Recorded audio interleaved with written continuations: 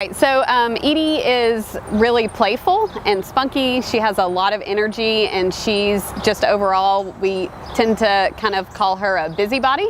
So she always likes to be seeing what's out in the yard, looking at the log pile. So she always investigates every part of her environment every day. Tonka is really laid back. He's just got a really great, gentle personality, and he's just really a calming presence.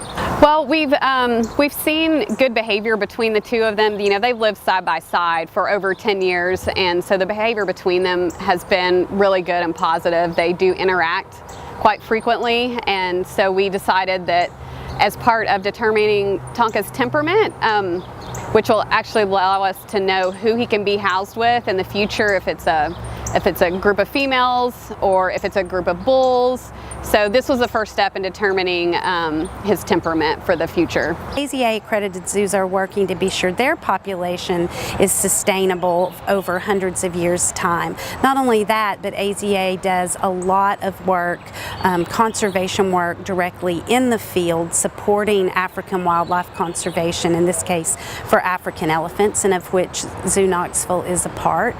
Tonka is considered a founder animal, which means that his bloodline is not represented in the North American, South American population. So he has not had the opportunity to breed. There's no little Tonkas running around there.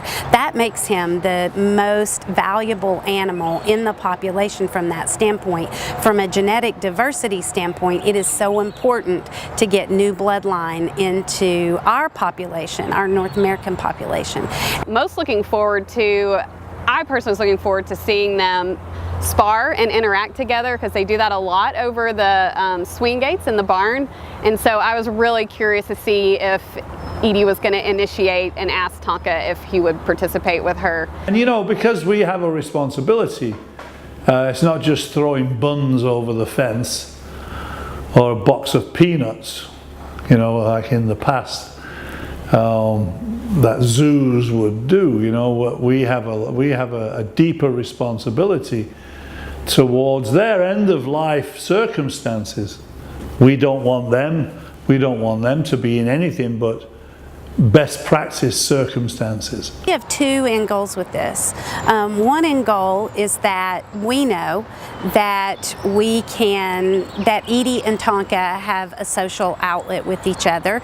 Edie spends a lot of time with Jonna, and they get along just fine. But now Tonka has the possibility to be social with another animal in a more enhanced way, and so does Edie. Edie's very playful. She likes to spar. Jonna's not into all that, and so this gives Edie a social outlet. So for the short-term goals, this means that we have a herd of elephants. You know, we have 3 elephants that can interact with each other in different ways, and that keeps life interesting and complex, and it is much better for their wellness to be able to do that. And in the long term, it means that Tonka has an opportunity to be a dad, to be a breeding bull, to be in a natural breeding herd, and we want that for the population of AZA, and we want that for Tonka. So this has been a really telling, great week for that, for both of those, for the in the now and in the future. We're showing these animals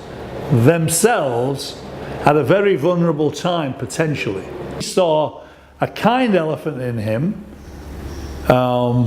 We saw all the best things out of him that we could have asked for.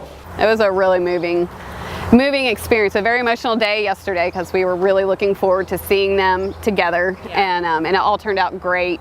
You know, he did the appropriate behaviors, and when he was very gentle with her, and then when he had let her know that he was a little bit tired of it, she responded right away appropriately, turned her back to him, was submissive a little bit, said, "Okay, I hear you." So they did really good communicating. The whole team was thrilled with that interaction. It was fabulous to watch.